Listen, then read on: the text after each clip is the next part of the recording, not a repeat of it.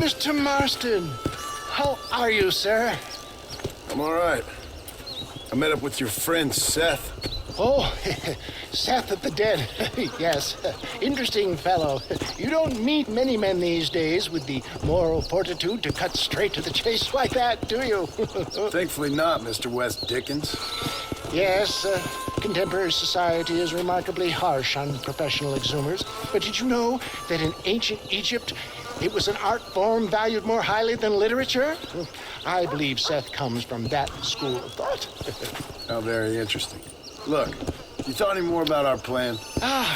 Your plan, dear boy. Your plan. I am merely the help, not mercifully the arbiter of wisdom. What you are, dear boy, is the man whose life I've saved twice now. A man who sells lies and deceit to unwitting people. A man who, if he doesn't help me, I won't think twice about putting a bullet through his skull, feeding to the vultures myself. You see, Mr. Marston, you have the exterior of a violent man, but the soul of an angel, and that is what I think I cherish most about you. That's what I thought. But before we can attend to your particular problems, we need some extra lubricant to oil the machinery of business. And this being America, that lubricant with which we concern ourselves is money. Money? What are you talking about? Oh, we need weapons. Armor plate for the wagon, extra hands, and I need some danger money. So, let's sell some more of these cures. Sell cures? Around here? Do you want to see me lynched? No, the sport of kings. Racing, my friend. The sport of kings. A noble activity without reproach. Exactly the kind of activity where a lying, cheating degenerate like myself can prosper. But come, let's finish the loading and we'll discuss it as we drive.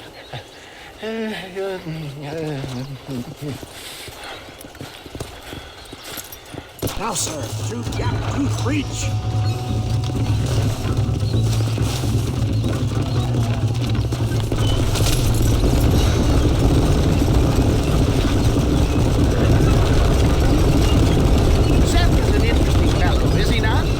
Say interesting, more deeply disturbed. I can see why you two get along. I see the good in everybody, John. It's a flawed line. I have a soft spot for life's flotsam and jetsam. The connection with the more like, you and Seth have a lot in common. Both rob people for one. Mind you, at least he waits until they're dead.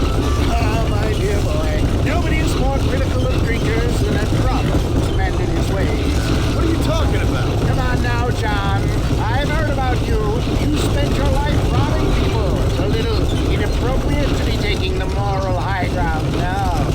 I had the courtesy to put a gun in their face. Whatever helps you sleep easily at night. We stole from those who had too much. We tried to give those who had too little. And Robin Hood with spurs. Oh, romantic. You expect me to believe that poppycock? Maybe I'll have the good fortune to be able to leave my nefarious life behind one day and work on the government's dime. Don't talk about things you don't understand. Here, simmer down, my boy. You need to start appreciating your friends more. Folks around here don't see you as any different from Bill Williamson. I didn't think I'd have to huckster snake oil and dig up the dead, that's all. Take it from me, John. Collaboration is the key to success. I can help you. Seth can help you. It's business. Nothing more, nothing less. There's no need to make it quite so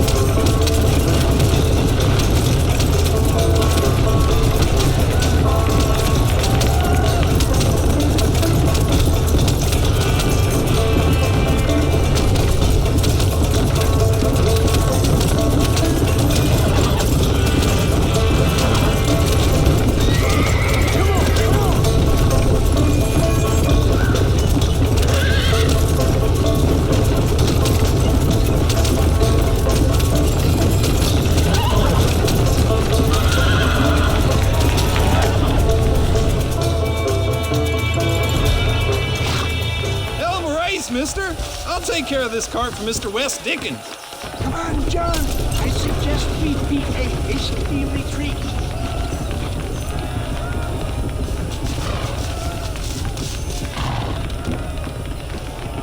Right, best remove ourselves from the stage before somebody decides they want their money back. Fine by me. Wasn't that fantastic? The cheers of the crowd, the thunder of the wheels. The fallen rocks, homicidal maniac.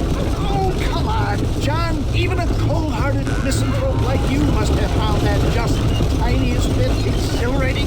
Not the friendliest bunch, are they? They take the racing very seriously in these parts, and your participation was not entirely free of food. That was clear.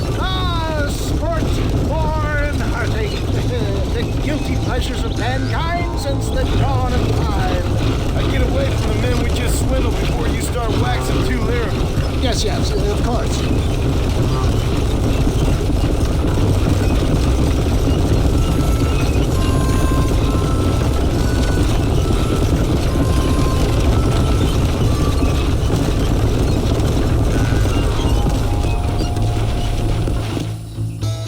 Well done, sir. Well done. Having you as a ringer has netted us a fine profit. We seem to be wasting time, old man. Oh, patience, my friend.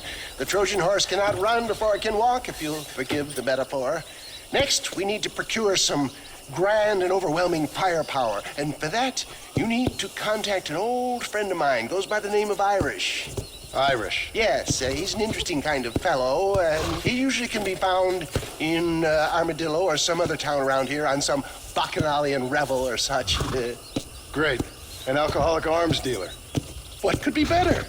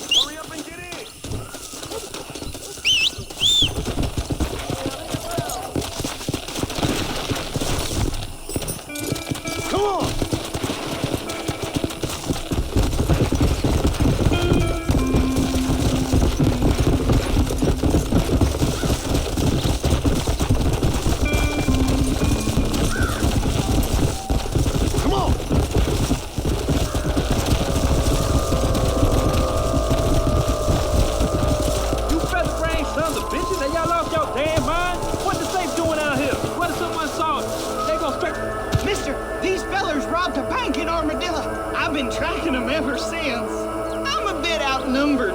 Would you mind lending your guns?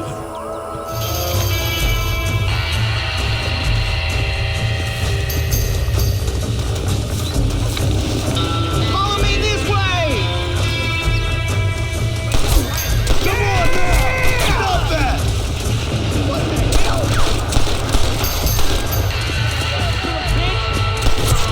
There you are! I want to win your pal.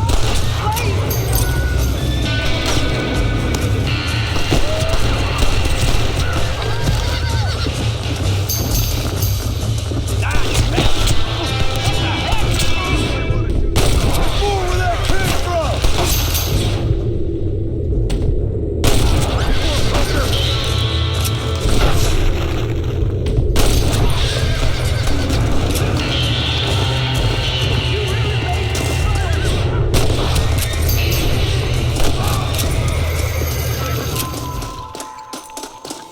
Thanks for your help, mister. Now I trust you'll return this safe to the banker in Armadillo.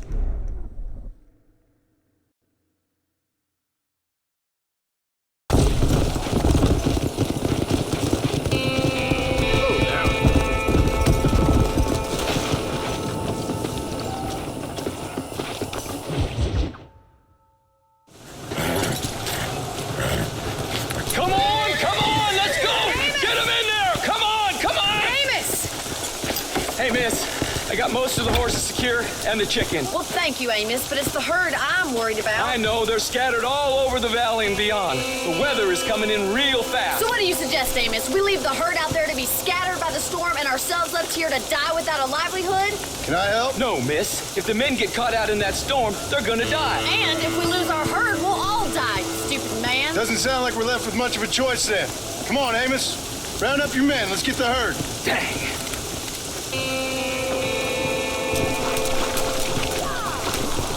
Let's get going before the weather gets any worse.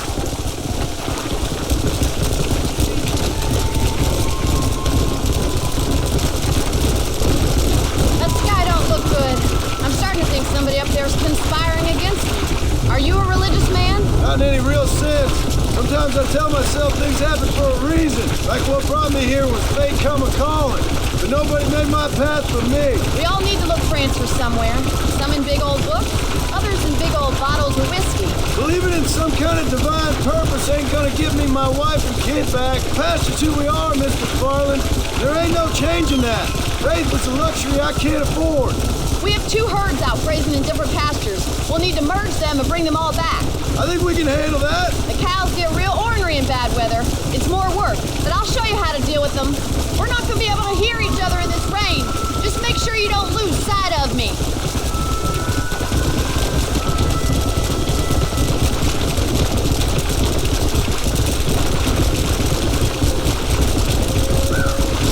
Watch it in that mud. Drive them over to the pasture by the old oak tree. We'll merge them with the other herd there.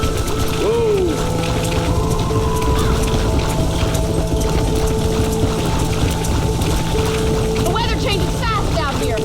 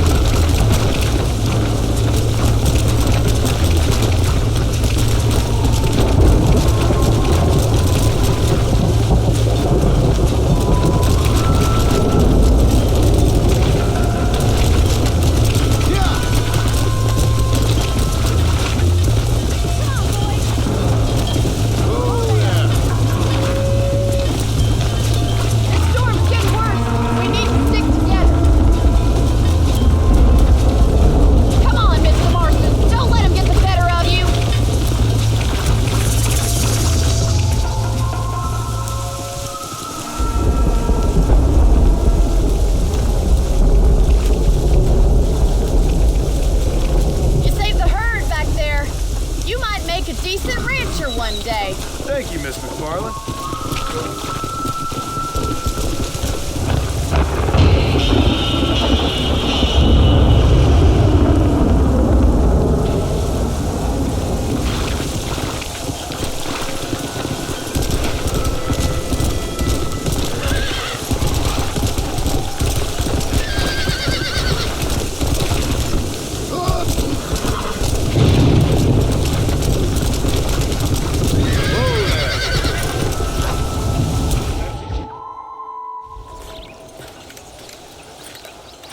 Excuse me, Mr. Marston. Have you seen my father anywhere? No. He went out this morning to ride the land and was supposed to be back hours ago. I don't know. The ranch hands have been out looking, but so far they've found nothing. Well, come on, let's go look for him. Come on, let's see if we can find the old goat. Whoa!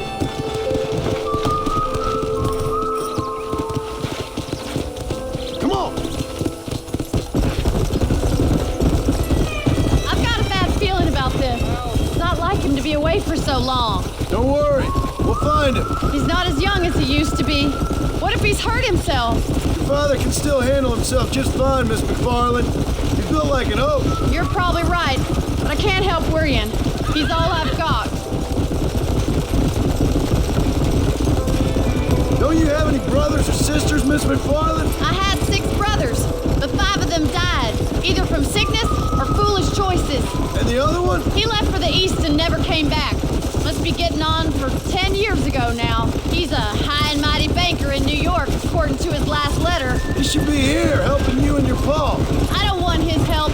He can live his life any way he wants. But when I see those city fellers coming in on the railway, all dressed up like a sore toe, I fear a little for his soul. He switched his saddle for a tie, and that's fine. I just never met a man in a tie I could trust. Who's that over there?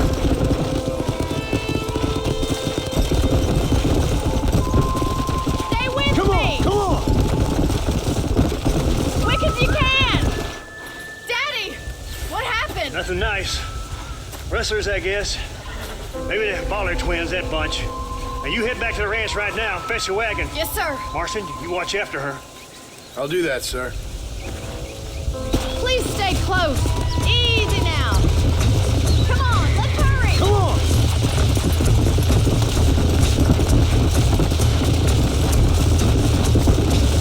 Stay with me. I've got a bad feeling about this. What could have happened to those poor men? And their horses were dead too. I think we should get back there as soon as we can. Who could have done something like that? Your boss seemed to have an idea who it was. Let's just do what he says and get the wagon. Yeah! Whoa there. Those damn rustlers. I've got a good mind to head over to Pike's Basin myself. I don't think that's a good idea. And you're no better. How many men have you killed? Do you really want to know? It's disgusting. You never met the men I killed. I heard the way you talked about that gang you... Look, Mr. Marston! The barn is on fire!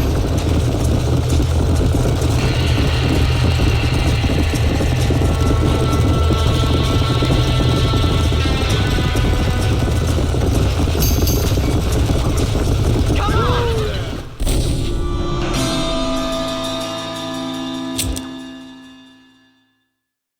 Oh my God! The barn's on fire! Come on, boys!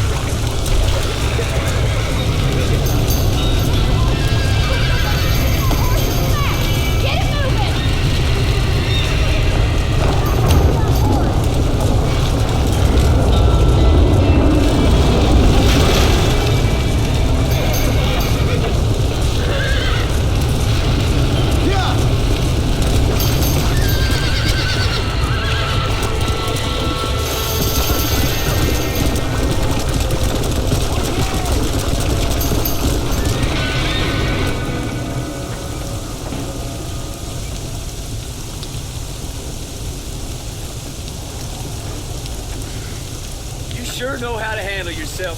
Thanks, Marston. Yes, John, thanks. You saved the ranch. If you'll excuse me, I've got chores to attend to. Hey, hold on a second over there. Sincerely, John. Thank you. Well, did all I could, Miss McFarland. Sorry about all the damage. That gang seems to really want you out of here. Yeah, well, my father fought Indians. I scarcely think we're gonna be frightened by some white trash. White trash can be pretty frightening. Well, they don't frighten me. Good. John, my family owes you a great debt. I think you got enough debt. You saved my life. All I ask of you is this. If I get back home and get my farm started back up, you'll sell me some cattle. I prefer doing business with people I know. Of course, Mr. Marston. It'd be my pleasure. Well, you get some rest. I've got to go see how my father's faring up.